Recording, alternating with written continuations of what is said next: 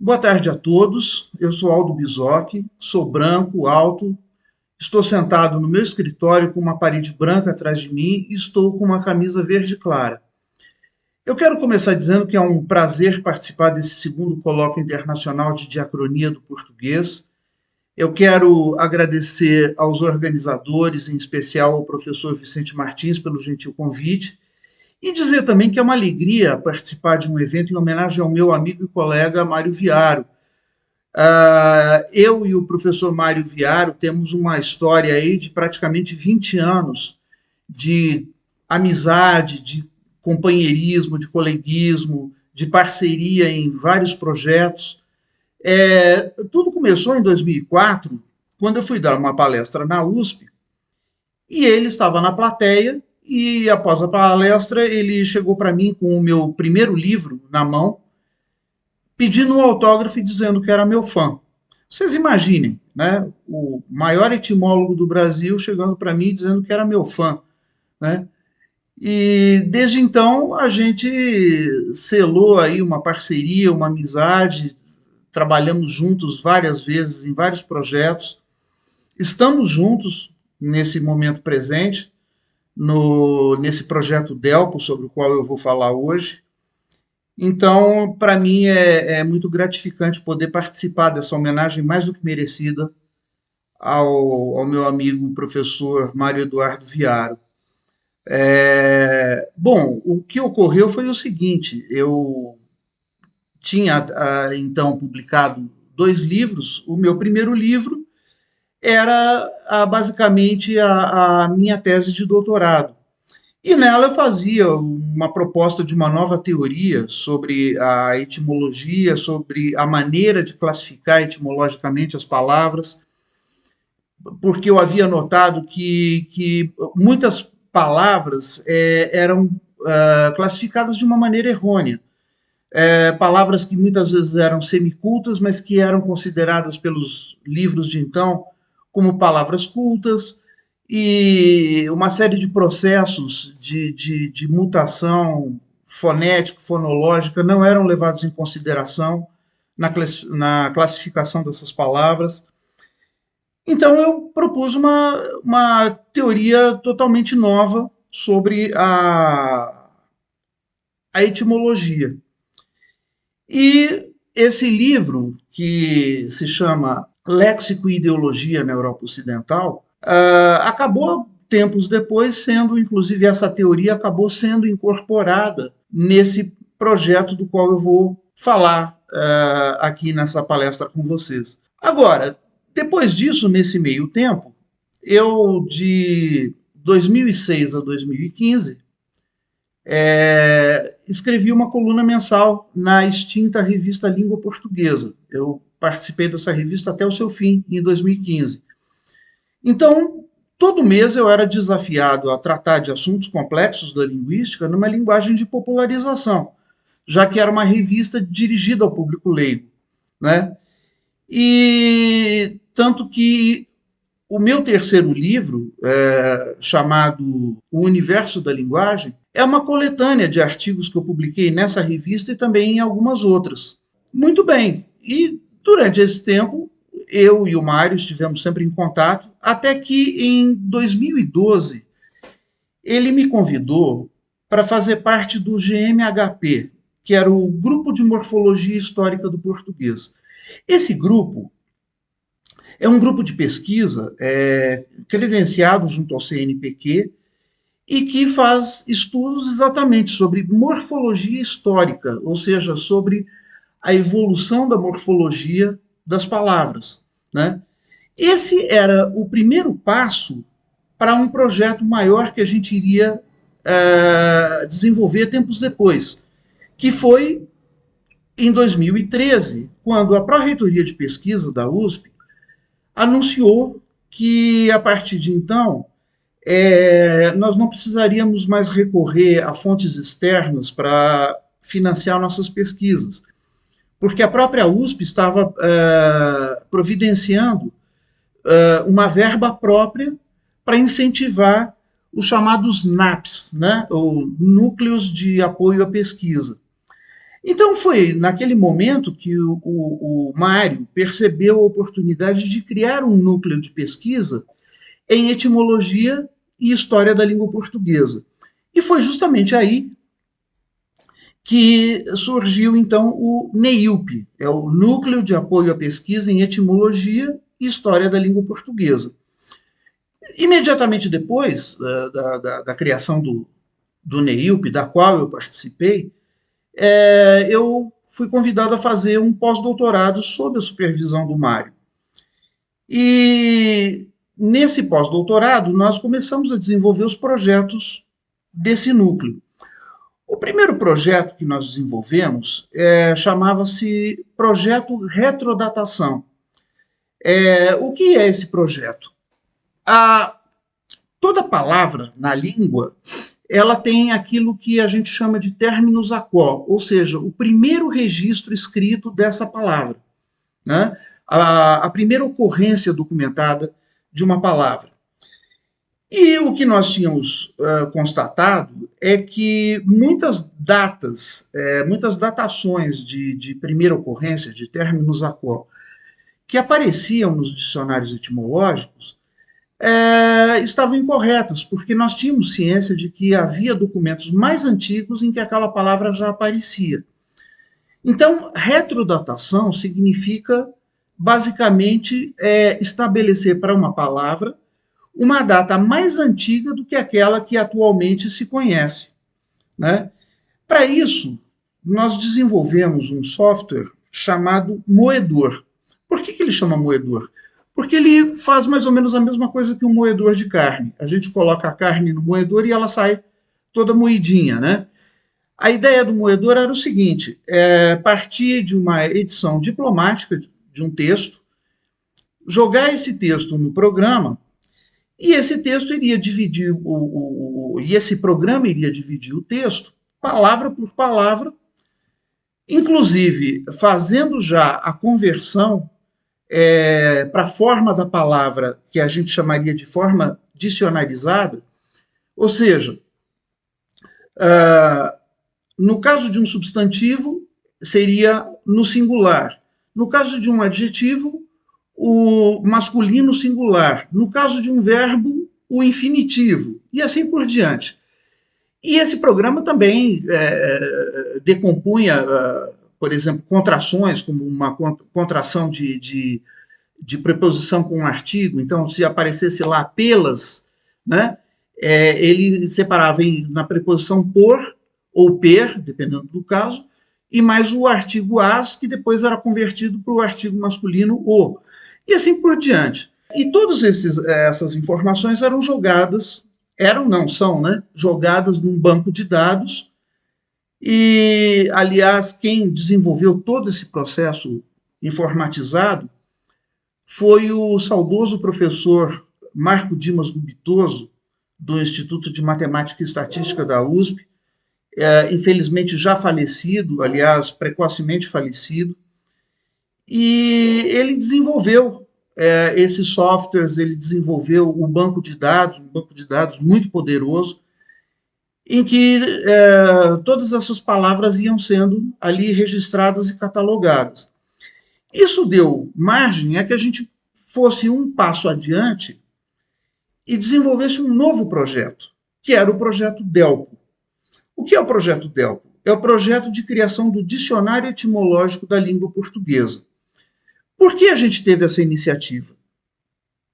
Em primeiro lugar, porque a língua portuguesa das grandes línguas da Europa é a que tem a maior escassez de bons dicionários etimológicos. Aliás, escassez tanto em qualidade quanto em quantidade.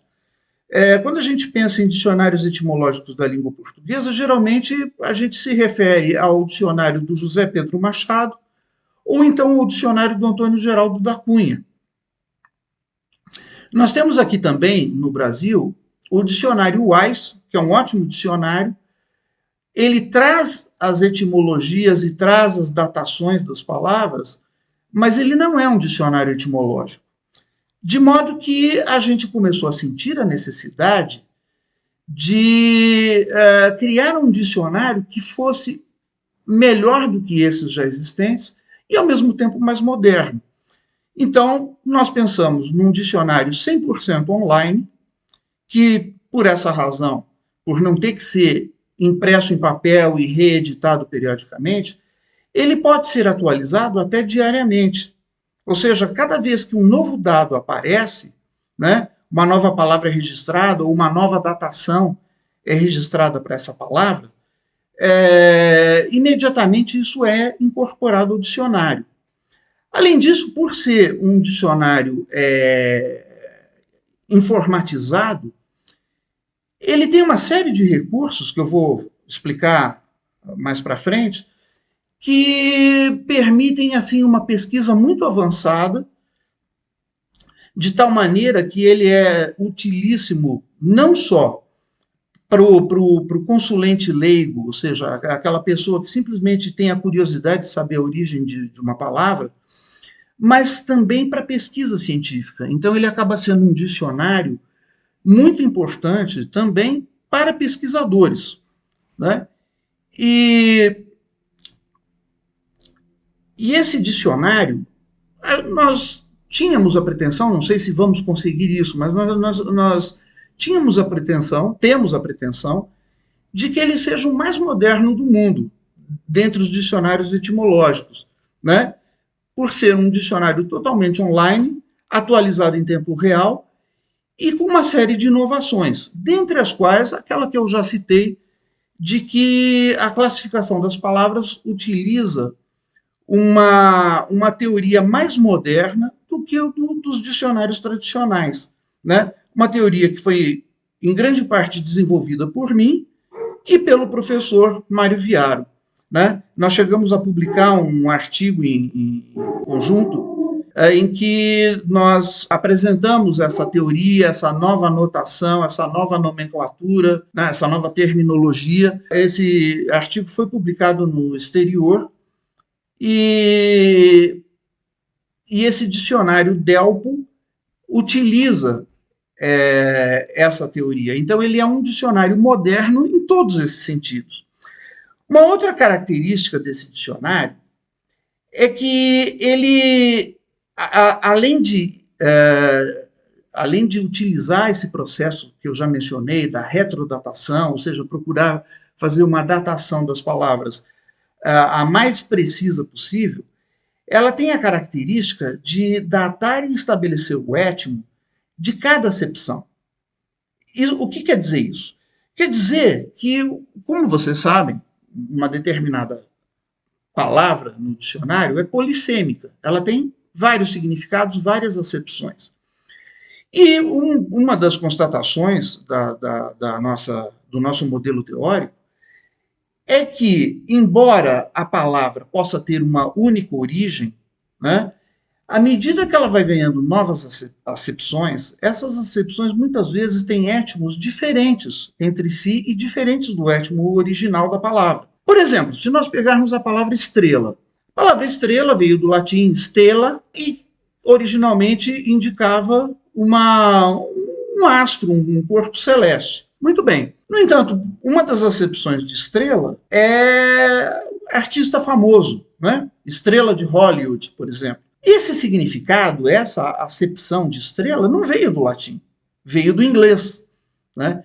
E a sua datação é muito mais recente, é início do século XX, quer dizer, remonta aos primórdios do cinema, portanto, muito mais recente do que a primeira acepção de estrela, que vem desde o latim, que por sua vez herdou essa palavra do proto-itálico, que por sua vez herdou essa palavra do proto-indo-europeu, de modo que a gente pode recuar a origem dessa palavra há 6, 7 mil anos atrás, né? Então, nós atentamos para isso, que o dicionário deveria não apenas datar a primeira ocorrência da palavra, mas a primeira ocorrência de cada uma das acepções dessa palavra. Para conseguir identificar a cada acepção de uma palavra, o dicionário dispõe de um concordanciador. O que é isso? O concordanciador é um mecanismo que exibe não apenas a palavra no texto, mas exibe o contexto em que essa palavra aparece. Por exemplo, essa palavra precedida das 10 palavras que vêm antes dela, sucedida pelas 10 palavras que vêm depois dela, ou seja, praticamente a linha inteira do texto em que a palavra ocorre. Com isso, a gente pode compreender em que acepção específica aquela palavra está sendo usada naquele texto. Agora, para identificar essas acepções, nós precisaríamos codificar de alguma maneira, por exemplo, no caso de estrela, estrela, corpo celeste, estrela, atriz famosa, por exemplo. Só que nós tínhamos um problema, que é o seguinte: se cada um dos pesquisadores que for trabalhar, resolver da sua própria cabeça designar a acepção, né? Quer dizer, um pesquisador pode colocar lá atriz famosa, o outro pode colocar artista, um pode colocar corpo celeste, o outro pode colocar astro brilhante e assim por diante. Então aí nós não teríamos uma uniformização. Então nós tivemos um novo desafio, que foi padronizar as acepções que as palavras podem ter, para que todos os usuários do sistema, todos os pesquisadores, etc., todos os consulentes, possam, digamos assim, falar a mesma língua no momento de classificar a palavra. Para isso, a ideia que eu dei na ocasião foi que a gente pegasse um dicionário analógico, que é basicamente um dicionário de significados. Ele organiza as palavras não em ordem alfabética do seu significante, mas numa ordem semântica, ou seja, em grupos de famílias semânticas de palavras, né, de sinônimos e de correlatos, que nós jogássemos esse dicionário para dentro do sistema, para dentro do programa do Delpo. Isso deu uma trabalheira enorme, foi um negócio insano. Tivemos que pegar o dicionário do Francisco dos Santos Azevedo, o dicionário analógico dele, tivemos que digitalizá-lo inteirinho, decompô-lo, palavra por palavra, para depois jogar dentro do sistema, de modo que hoje qualquer pesquisador, ao denominar uma acepção, ele vai sempre escolher dessa lista pré-estabelecida, que é a lista do dicionário do Francisco Azevedo. Né? Por que nós usamos o dicionário do Francisco Azevedo? Porque é o único dicionário analógico em língua portuguesa. Né? E um outro recurso que esse programa também tem é o chamado metaplasmador. O que vem a ser um metaplasmador? É um outro programa, um outro software que nós desenvolvemos, que, baseado no conhecimento que nós temos das mutações que as palavras, os metaplasmos fonéticos que as palavras sofreram do latim até o português, ele permite que a gente coloque no metaplasmador uma palavra em latim e ele vai gerar quais as possíveis formas que essa palavra terá em português através da evolução. A gente usa isso para tentar confirmar ou refutar se uma determinada palavra é de origem latina, se ela sofreu uma evolução fonética regular ou se ela teve irregularidades ao longo da sua história, o que pode indicar que ela, por exemplo, não é uma palavra herdada, mas que ela pode ser um empréstimo, né?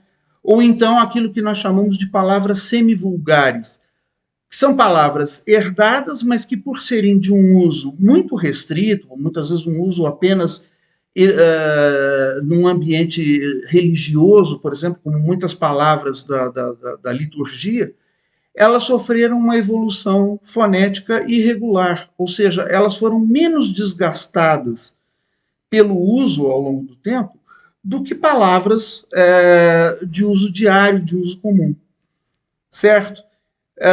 Então, o metaplasmador faz esse trabalho de testar as nossas hipóteses quanto à evolução fonética de uma palavra. Um outro dispositivo que o Delpo também tem é chamado de N-gram. O que é o Ngram? É um dispositivo que, inclusive, existe no Google Books, que, com base no levantamento desse corpus de palavras que nós temos no banco de dados, permite identificar a flutuação da frequência dessa palavra ao longo do tempo. Então, por exemplo, o que o Ngram fornece? Um gráfico, uma espécie de linha do tempo, onde a palavra surge num determinado momento, ela vai, pouco a pouco, aumentando de frequência, ela pode chegar a um ápice de frequência num determinado momento, pode continuar ou pode começar a decair, pode até desaparecer. Então, nós podemos, através desse sistema Ngram, notar quando a palavra surgiu, como ela foi aumentando de frequência. Por exemplo, a palavra surgiu, foi registrada pela primeira vez no século XIII, ela teve um aumento de frequência ao longo dos séculos XIV, XV, XVI, atingiu seu ápice no século XVII, XVIII. A partir do século XIX, ela começa a decair e no início do século XX essa palavra já não é mais usada. Por exemplo, então nós temos uma possibilidade de mostrar num gráfico toda a história daquela palavra, né? De como o uso dessa palavra foi aumentando e diminuindo ao longo do tempo. Bom, o que ocorreu foi que depois que o projeto do dicionário Delpo foi implantado, e em que nós começamos a trabalhar com ele com muito entusiasmo, nós sofremos aquele problema que é recorrente na pesquisa científica no Brasil, na produção do conhecimento, que é o corte de verbas. Então, a partir do momento em que nós tivemos, assim como todos os outros programas de pesquisa, tiveram uma redução nas suas verbas, o andamento desse projeto começou a se tornar bem mais lento, porque aí nós tínhamos menos pesquisadores trabalhando, menos pessoas, por exemplo, estudantes de iniciação científica, estagiários, fazendo aquele trabalho de moer os textos. Então, com isso, o projeto acabou bastante reduzido. É claro que é uma coisa até que eu esqueci de mencionar antes, o NEIUP, o nosso núcleo, ele é um núcleo sediado na USP, mas ele não é um núcleo da USP, ele congrega pesquisadores de vários países do mundo. Então ele congrega pesquisadores de outras universidades brasileiras, de universidades estrangeiras, de tal maneira que é claro que nem todos os pesquisadores dependem especificamente do financiamento da USP para o seu funcionamento, para o seu trabalho. Esse corte de verbas afetou, sobretudo, os estudantes de graduação, alguns alunos de pós-graduação que são bolsistas, né? Então, quer dizer, a redução do número de bolsas acarretou uma diminuição drástica do pessoal engajado nesse trabalho. Na ocasião, nós buscamos, inclusive, parcerias externas, cogitamos em transformar o Delpo num projeto temático da FAPESP, né? A FAPESP é a Fundação de Apoio à Pesquisa do Estado de São Paulo, mas isso não foi viável. Nós chegamos a procurar o Google, né? Porque já que o Google tem aquele Google Books, nós achamos que eles talvez tivessem interesse em fazer uma parceria conosco, na medida em que eles poderiam, inclusive, partilhar conosco o acervo que eles têm de livros, né, de livros já digitalizados, o que facilitaria muito o nosso trabalho, na medida em que a gente não precisaria digitalizar os livros.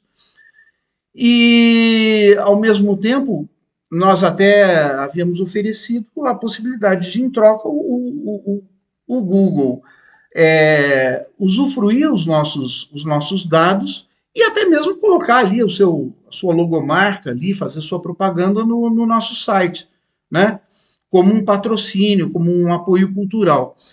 Infelizmente, isso não caminhou, não prosperou, essa parceria não foi feita, e hoje o projeto Delpo, eu diria para vocês que ainda está bastante longe, né, de poder ser considerado um projeto pronto, acabado. Primeiro que pronto, acabado, ele nunca vai estar, na medida em que, como eu disse, a cada semana pode ser que haja uma atualização, alguma coisa assim. Mas no sentido de, pelo menos, nós termos ali um acervo de palavras do tamanho que se espera de uma coleção de palavras de um dicionário, de um léxico, né?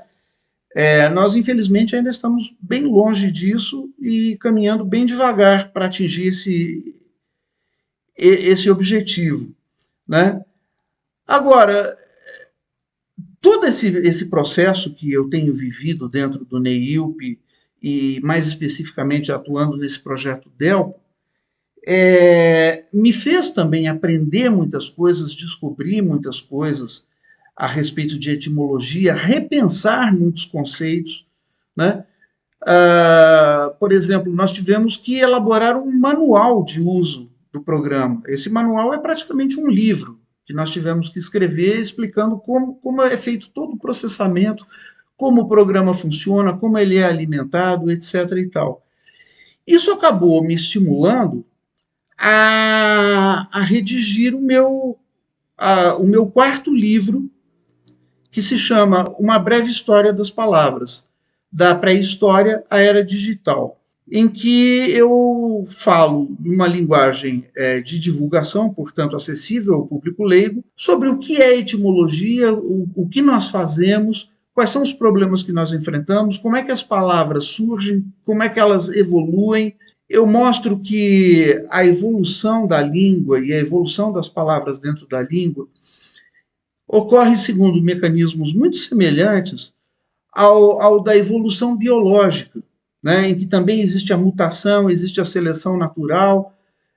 No caso das palavras, existem as mutações fonéticas, que são os metaplasmos, existem as mudanças de significado, e existe também uma seleção, na medida em que uma nova forma concorre com uma forma mais antiga, uma das duas prevalece sobre a outra, uma cai em desuso, a outra acaba se tornando prevalente, e assim por diante. Então, eu procuro mostrar o lado científico da pesquisa sobre a etimologia das palavras numa linguagem de divulgação. E isso vem justamente desse fato de que eu, desde 2006, já vinha me dedicando a esse trabalho de divulgação científica, né? Nesse período, eu cheguei a criar um blog, onde eu publico semanalmente, um canal no YouTube, onde eu lanço vídeos todo mês, né?